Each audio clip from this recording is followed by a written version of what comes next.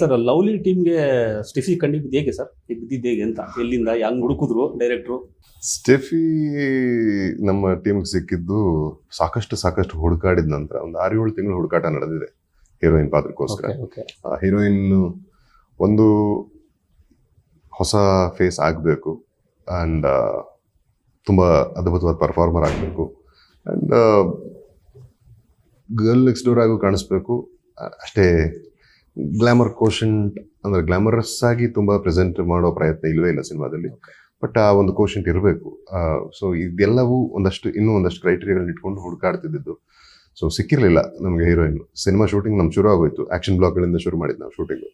ಆ ಶೂಟಿಂಗ್ ಶುರು ಆಗಿ ಯಾವುದೋ ಒಂದು ದಿವಸ ನಂಗೆ ಕಾಲ್ ಮಾಡಿ ನಮ್ಮ ಡೈರೆಕ್ಟರ್ ಅಣ್ಣ ಈ ರೀತಿ ಹೀರೋಯಿನ್ ಫೈನಲ್ ಆಯಿತು ಸ್ಟೆಫಿ ಪಟೇಲ್ ಅಂತ. ಓಕೆ, ಹೆಸರು ಒಂಥರ ವಿಚಿತ್ರವಾಗಿದೆಯಲ್ಲ ಅಂತ. ಸೊ ಈಗ ಅಣ್ಣ ಇಲ್ಲ ಒಳ್ಳೆ ಆಕ್ಟ್ರು, ಕನ್ನಡ ಬರುತ್ತಲ್ವಾ, ಕನ್ನಡದವರಲ್ವಾ? ಇಲ್ಲ ಅಣ್ಣ ಪಟೇಲ್ ಅಂತ, ನಮ್ಮ ಕಡೆ ಪಟೇಲ್ ಅನ್ನೋ ಹೆಸರು ಕಾಮನ್ ಅಲ್ವಾ, ಅದು ಪಾಟೀಲ್ ಬೇರೆ, ಇಲ್ಲಿ ಸೌತ್ ಅಲ್ಲಿ ಪಟೇಲ್ ಇರುತ್ತೆ. ಸೊ ಕನ್ನಡ ಬರುತ್ತಾನೆ, ಸ್ಟೆಫಿ ಅನ್ನೋದ್ರಿಂದ ನಂಗೆ ಡೌಟ್ ಆಗಿದ್ದು. ಅದಕ್ಕೆ ಇಲ್ಲ ಅಣ್ಣ ಅವರು ಮುಂಬೈ ಕಡೆ ನಾರ್ತ್ ಇಂಡಿಯನ್, ಕನ್ನಡ ಅವ್ರಿಗೆ ಅಷ್ಟಾಗಿ ಬರಲ್ಲ, ಸೊ ಕಲಿತೀನಿ ಅಂತ ಹೇಳಿದ್ದಾರೆ. ಬಟ್ ತುಂಬಾ ಒಳ್ಳೆ ಆಕ್ಟರ್ ಅಪ್ಪ, ನಿನ್ ದಮ್ಮ ಅಂತೀನಿ ಕನ್ನಡದವ್ರನ್ನ ಯಾರು ಹಾಕೊಳ್ಳೋದು. ಅಂದ್ರೆ ಈ ಪಾತ್ರಕ್ಕಿರೋ ಡೈನಮಿಕ್ಸು ಅಷ್ಟು, ಅಂದ್ರೆ ಪಾತ್ರದ ವ್ಯಾಪ್ತಿ ತುಂಬಾ ದೊಡ್ಡದು. ಅಂದ್ರೆ ಸಾಮಾನ್ಯವಾಗಿ ಮರ ಸುತ್ತೋ ಹಾಡಲ್ಲಿ ಮಾತ್ರ ಕಾಣಿಸ್ಕೊಳ್ಳೋ ಅಥವಾ ಶೋಲ್ಡರ್ ಕ್ಯಾಂಡಿ ಆಗಿರೋ ಹೀರೋಯಿನ್ ಅಲ್ಲ ಇದು. ಸೊ ಈ ಒಂದು ಪಾತ್ರ ತುಂಬಾ ವೇರಿಯೇಷನ್ಸ್ ಇದೆ, ಡೆಪ್ತ್ ಇದೆ ಪಾತ್ರಕ್ಕೆ. ಅದಕ್ಕೆ ತುಂಬಾ ಪರ್ಫಾರ್ಮೆನ್ಸ್ ನ ಡಿಮಾಂಡ್ ಮಾಡುತ್ತೆ. ಸೊ ಭಾಷೆ ಬರಲಿಲ್ಲ ಅಂದ್ರೆ ಕಷ್ಟ ಆಗತ್ತಲ್ಲಮ್ಮ, ಬೇಡ ನೋಡು ಯೋಚನೆ ಮಾಡು ಅಂತ. ಇಲ್ಲಣ್ಣ ನಾನು ತೋರಿಸ್ತೀನಿ, ಫುಟೇಜ್ ತೋರಿಸ್ತೀನಿ, ಟೆಸ್ಟ್ ಶೂಟ್ ಮಾಡಿದ್ದೀನಿ, ಆಡಿಷನ್ ತುಂಬಾ ಚೆನ್ನಾಗಿ ಕೊಟ್ಟರು, ತುಂಬಾ ಎಮೋಷನ್ಸ್ ಎಲ್ಲ ಸಖತ್ತಾಗಿ ಕ್ಯಾರಿ ಮಾಡ್ತಾರೆ, ಸೊ ನೀವು ನೋಡಿ ಅಣ್ಣ. ಸರಿ ನೋಡಿದೆ, ಫುಟೇಜ್ ನೋಡಿದ್ಮೇಲೆ ಅನಿಸ್ದಾಗ ಅಂದ್ರೆ ತುಂಬಾ ಚೆನ್ನಾಗಿ ಪರ್ಫಾರ್ಮ್ ಮಾಡಿದ್ದಾರೆ. ಬಟ್ ಒಂದ್ ಸೀನ್ ಪ್ರಿಪೇರ್ ಆಗಿ ಮಾಡೋದು ಬೇರೆ, ಇಡೀ ಸಿನಿಮಾ ಕ್ಯಾರಿ ಮಾಡೋದು ಬೇರೆ ಕಣೋ, ಯೋಚನೆ ಮಾಡುವಂತ ಆಗ್ಲೂ ಹೇಳಿದ್ದೆ. ಬಟ್ ಸೆಟ್ಟಿಗೆ ಬಂದ ಮೇಲೆ ಗೊತ್ತಾಯ್ತು, ತುಂಬಾ ಒಳ್ಳೆ ನಟಿ, ಅದ್ಭುತವಾದ ಪರ್ಫಾರ್ಮರ್. ಇದಕ್ಕೆ ಮುಂಚೆ ತಮಿಳು, ತೆಲುಗು, ಹಿಂದಿ, ಕೊರಿಯನ್ ಎಲ್ಲ ಆಕ್ಟ್ ಮಾಡಿದ್ದಾರೆ ಅಂತ ಕೇಳ್ಪಟ್ಟೆ. ಬಟ್ ಈ ಪಾತ್ರಕ್ಕೆ ಅದು ಹೆಂಗೆ ಒಪ್ಕೊಂಡ್ರು ಅನ್ನೋದಂದ್ರೆ, ಅಫ್ಕೋರ್ಸ್ ಪ್ರತಿಯೊಬ್ಬ ಪ್ರೊಫೆಷನಲ್ ಆಕ್ಟರ್ ಕೂಡ ಆ ಪಾತ್ರಕ್ಕೆ ತನ್ನದೇ ಆದ ರೀತಿ ತಯಾರಿ ಮಾಡಿಕೊಂಡು ಪ್ರಿಪೇರ್ಡ್ ಆಗೇ ಬರ್ತಾರೆ. ನನಗೆ ಬೇರೆ ಭಾಷೆಯಲ್ಲಿ ಬಂದು ಭಾಷೆಯ ಅರಿವಿಲ್ಲದೆ ಅಷ್ಟು ಚೆನ್ನಾಗಿ ಪ್ರಿಪೇರ್ ಮಾಡ್ಕೊಂಡಿದ್ದು ಸೆಟ್ಟಲ್ಲಿ ದಿನನಿತ್ಯ, ಅಂದ್ರೆ ಎವ್ರಿ ಡೇ ಯಾವಾಗ ನೋಡ್ರು ಸ್ಟೆಫಿ ಅಂದ್ರೆ ಹಿಂಗಂದ್ರೆ ಕೈಯಲ್ಲಿ ಪೇಪರ್ ಇರುತ್ತೆ, ಗುಡ್ ಮಾರ್ನಿಂಗ್ ಸರ್ ಅದು ಕೈಯಲ್ಲಿ ಹಿಂಗೆ ಗುಡ್ ಮಾರ್ನಿಂಗ್ ಸರ್. ಸೊ ಆ ಥರ ಒಂದು ಬದ್ಧತೆಯಿಂದ ಕೆಲಸ ಮಾಡೋದಂತ ಹುಡುಗಿ ನನಗೆ ತುಂಬಾ ತುಂಬಾ ಖುಷಿ. ಇಂಥ ಒಬ್ಬ ನಟಿ ನಮ್ಮ ಕನ್ನಡಕ್ಕೆ ಬಂದಿದ್ದು, ನಮ್ಮ ಸಿನಿಮಾದಲ್ಲಿ ಭಾಗವಾಗಿದ್ದು. ಅಂಡ್ ಇನ್ನು ಹೆಚ್ಚೆಚ್ಚು ಕನ್ನಡ ಸಿನಿಮಾಗಳು ಸಿಗಬೇಕು. ಅದಕ್ಕೆ ಮುಂಚೆ ಕನ್ನಡನ ಮಾತಾಡೋದನ್ನು ಕಲಿಬೇಕು. ಸೊ ಈ ಸಿನಿಮಾ ನೋಡಿದ್ಮೇಲೆ ನಿಮಗೆ ಗೊತ್ತಾಗುತ್ತೆ, ತುಂಬಾನೇ ಅದ್ಭುತವಾಗಿ ಪರ್ಫಾರ್ಮ್ ಮಾಡಿದ್ದಾರೆ. ಅಂಡ್ ನಮ್ಮ ಅದೃಷ್ಟನೋ ಅಥವಾ ನಮ್ಮ ಪುಣ್ಯನೋ ನಮ್ಮ ಇಡೀ ತಂಡ ಹಂಗಿದೆ. ಅಂದ್ರೆ ಸ್ಟೆಫಿ, ದತ್ತಣ್ಣ ಅವರ ಕ್ಯಾರೆಕ್ಟರ್ ಅಂತೂ ಫೆನಾಮಿನಲ್. ಇದರಲ್ಲಿ ತುಂಬಾನೇ ಅದ್ಭುತವಾಗಿದೆ. ಅವ್ರ ಪರ್ಫಾರ್ಮೆನ್ಸ್ ಬಗ್ಗೆ ಮಾತಾಡೋ ಯೋಗ್ಯತೆ ನಮಗಿಲ್ಲ, ತುಂಬಾ ಚಿಕ್ಕವ್ರು ನಾವು.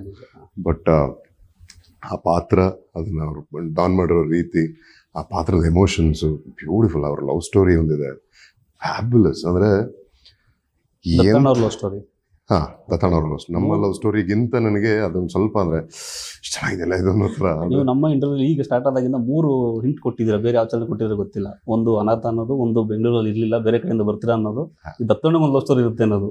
ಆ ಏಜ್ ಅಲ್ಲಿ ದತ್ತಣ್ಣನ ಅಂದ್ರೆ ಆ ಏಜ್ ಅಲ್ಲಿ ಅನ್ನೋದಕ್ಕಿಂತ ಪ್ರೀತಿಗೆ ವಯಸ್ಸಿಲ್ಲ ಸಹಜವಾಗಿ. ಅಂಡ್ ಪ್ರೀತಿಯ ವ್ಯಾಪ್ತಿ ದೊಡ್ಡದು. ಪ್ರೀತಿ ನಮ್ಮನ್ನ ಏನ್ ಬೇಕಾದ್ರೂ ಮಾಡುತ್ತೆ, ಆ ಶಕ್ತಿ ಇದೆ ಪ್ರೀತಿಗೆ. ಸೊ ಅಂಥ ಪ್ರೀತಿಯ ವ್ಯಾಲ್ಯೂಸ್ನ ಈ ಸಿನಿಮಾ ಹೇಳೋ ರೀತಿ. ಅಂಡ್ ನಮ್ಮ ಪಾತ್ರಗಳಾಗ್ಲಿ, ಎಸ್ಪೆಷಲಿ ದತ್ತಣ್ಣವ್ರ ಪಾತ್ರ ಅದೇ ಹೇಳಕ್ ಬಂದೆ, ಆ ಒಂದು ಕಥೆ, ಆ ಒಂದು ಎಪಿಸೋಡ್ ಮಾತ್ರ ವೆರಿ ಹಾರ್ಟ್ ಟಚಿಂಗ್. ಅವರ ಪೇರಾಗಿ ಚಿತ್ಕಲಾ ಅವ್ರು ಆಕ್ಟ್ ಮಾಡಿದ್ದಾರೆ. ಅಂಡ್ ಅಚ್ಚುತಣ್ಣ ಕ್ಯಾರೆಕ್ಟರ್ ತುಂಬಾ ಚೆನ್ನಾಗಿದೆ. ಸಾಧುರಂತೂ ನಮಗೆ ಇಲ್ಲಿ ತನಕ ಆ ಥರದ ಪಾತ್ರವನ್ನು ನೋಡ್ರಲ್ಲ ನಾವು. ಅದು ಒಂದು ವರ್ಗದ ಜನರನ್ನು ರೆಪ್ರೆಸೆಂಟ್ ಮಾಡುತ್ತೆ. ದೊಡ್ಡ ಸ್ಟಾರ್ ಕಾಸ್ಟ್ ಇದೆಯಲ್ಲ ಸರ್ ಸಿನಿಮಾ. ನೀವು ಹೇಳಿದಾಗ ದತ್ತಣ್ಣ ಇರ್ಬೋದು, ಸೂರಜ್ ಇದ್ದಾನೆ, ಸಮೀಕ್ಷಾ, ಆಮೇಲೆ ಕಾಕ್ರೋಚ್ ಸುದಿ, ಮಾಳವಿಕಾ ಮೇಡಮ್ ಕ್ಯಾರೆಕ್ಟರ್ ಅಂತೂ ಅದು ಸಖತ್. ಒಂದೊಂದು ಪಾತ್ರನೂ ಅಷ್ಟೇ ಅದ್ಭುತ. ಅಂಡ್ ಇಲ್ಲಿದೆಯಲ್ಲ ಇದು ಪಟಾಕಿ ಎಲ್ಲ ಡೈನಮೈಟ್. ಸೊ ಅದರ ಪರ್ಫಾರ್ಮೆನ್ಸ್ ನೋಡ್ಬೇಕು ನೀವು ಸಿನಿಮಾದಲ್ಲಿ. ಅಂದ್ರೆ ನಮಗೆ ಈ ಸಿನಿಮಾಗೆ ಹಲವಾರು ವಿಚಾರಗಳು ಈ ರೀತಿ ಆಗಿದೆ, ತುಂಬಾ ಎಲ್ಲವೂ ಕೂಡ ಬಂದಿದೆ, ಒದಗಿ ಬಂದಿದೆ. ಸೊ ಅದು ಯಾವುದೋ ಒಂದು ಶಕ್ತಿ ನಡೆಸ್ತಾ ಇರೋದು ನಮಗೆ ಅದೊಂದು ಹೆಮ್ಮೆ ಇದೆ ಇಂಥ ಒಂದು ತಂಡನ ಇಟ್ಕೊಂಡು ಬಂದ. ಟೆಕ್ನಿಕಲಿ ಕೂಡ ಡೈರೆಕ್ಟರ್ ನನ್ನ ತಮ್ಮ ಅಂತ ಹೇಳಿದೆ, ಅವನು ಚೇತನ್ ಕೇಶವ್. ಸೊ ಇವತ್ತು ಡೆಬ್ಯೂಟೆಂಟ್ ಅಷ್ಟೇ. ಈ ಸಿನಿಮಾ ನೋಡಿದ್ಮೇಲೆ ನಿಮ್ಗೆ ಗೊತ್ತಾಗುತ್ತೆ ಅವನ ಟ್ಯಾಲೆಂಟ್ ಏನು ಅಂತ. He'll be on set tomorrow. ಅವನಾಗ್ಲಿ ನಮ್ಮ ಅಶ್ವಿನ್ ಕೆನಡಿ DOP, ಚಿಕ್ಕ ವಯಸ್ಸಲ್ಲಿ ಎಷ್ಟು ಪರಿಣಿತಿ ಹೊಂದಿದ್ದಾರೆ, ಎಷ್ಟು ನುರಿತು ಕೆಲಸ ಮಾಡ್ತಾರೆ ಅಂದ್ರೆ, ಅವ್ರ ಜೊತೆಲಿದ್ದಾಗ ನಮಗೆ ಶೂಟ್ ಮಾಡ್ತಿದ್ದಾಗ ಕಾಲ್ ಶೀಟ್ಗಳು ಎಗರೋಗೋದು ಗೊತ್ತಾಗಲ್ಲ, ಟೈಮ್ ಹೋಗೋದು ಗೊತ್ತಾಗಲ್ಲ, ಆ ತರ. ಟೈಟಲ್ ನೋಡೋದು ನನಗೆ ಎರಡು ತರ ಅನ್ಸಿದ್ದು, ಇದು ಲವ್ಲಿ ಅಥವಾ ಲವ್ ಅಲ್ಲಿ ಏನೇನಾಗುತ್ತೆ ಅನ್ನೋದಾ ಅಥವಾ ಲವ್ಲಿ ಅನ್ನೋದಾ? Correct, exactly, you guessed it right. Love ಅಲ್ಲಿ ಅಂದ್ರೆ ಲವ್ ಅಂದ್ರೆ ಪ್ರೀತಿ ಅಲ್ವಾ, ಪ್ರೀತಿ ಇಲ್ಲಿ ಅನ್ನೋದು ಈ ಒಂದು ಕಾನ್ಸೆಪ್ಟ್. ಆ ಟೈಟ್ಲ್ ಯಾಕೆ ಅನ್ನೋದನ್ನ ನೀವು ಸಿನಿಮಾ ನೋಡ್ಲೇಬೇಕು, ಅದು ಅರ್ಥ ಆಗಕ್ಕೆ.